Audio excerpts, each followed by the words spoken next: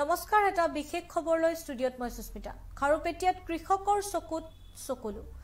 পাচলি খেতি উন্নত মানৰ কৰাৰ বাবে প্ৰয়োগ কৰা ঔষধে বৰবাদ কৰিলে এগৰাকী কৃষকৰ 1.5 বিঘা মাটিৰ ফুলকবিৰ খেতি যাৰ ফলত কৃষকগৰাকী সন্মুখীন হৈছে এতিয়া হাজাৰ হাজাৰ টকা লোকচান এই ঘটনা সংঘটিত হৈছে খাৰুপেটিয়া আৰক্ষী থানাৰ অন্তৰ্গত নিজ বৰুৱাঝাৰ গাঁৱত অভিযোগ অনুসৰি গাঁওখনৰ আজিবুদ্দিন নামৰ এজন কৃষকে 1.5 বিঘা মাটি 20,000 টকা ঠিকাত লৈ 60,000 টকা খৰচ কৰি ফুলকবিৰ খেতি কৰিছিল আৰু খেতিটোত সামান্য পাতৰ বেমাৰত আজিমুদ্দিনে নেপালী বজাৰস্থিত গুলাবালি নামৰ হাৰৰ দোকানীৰ পৰা 540 টকাত ঔষধ ক্ৰয় কৰি খেতিত প্ৰয়োগ কৰে খেতিত ঔষধ প্ৰয়োগ কৰাৰ পিছতে হাহাকাৰৰ সৃষ্টি হয় কৃষকগৰাকীৰ খেতিত ঔষধ প্ৰয়োগ কৰাৰ পিছতে খেতিৰ বেমাৰ ভাল হোৱাৰ পৰিৱৰ্তে পচিবলৈ আৰম্ভ কৰে ফুলকবিৰ খেতি ফলত হাজাৰ হাজাৰ টকা লোকচানৰ সন্মুখীন হৈ হতাশাত ভুগিছে এতিয়া কৃষকগৰাকী ঘটনা সন্দৰ্ভত খাৰুপেটিয়া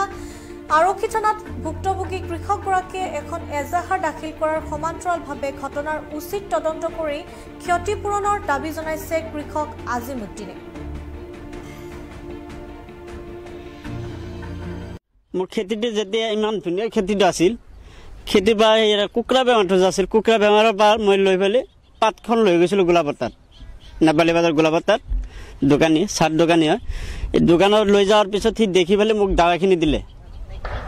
দাৱাইখিনি দিয়াৰ পিছত মই আজি এসপ্তাহ হৈছে দাৱাইখন দিয়াৰ পিছত এনেকুৱা পাতকেইটা পূৰা গিলি গিলি যাই পেলাই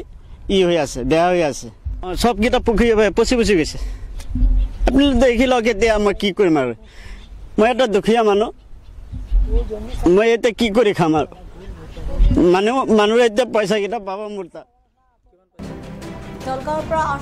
আশ্ৰানুল হকৰ ৰিপৰ্ট টাইমছ নিউজ টুডে